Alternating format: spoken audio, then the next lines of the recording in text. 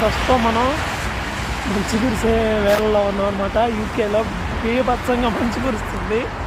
So wonderful. ఈ వర్షం అయితే కాదు, క్లియర్ మంచు తెల్లగా ఇది ఎలా పడుతుందో మీరు చూడొచ్చు. సో ఒకసారి మీరు కూడా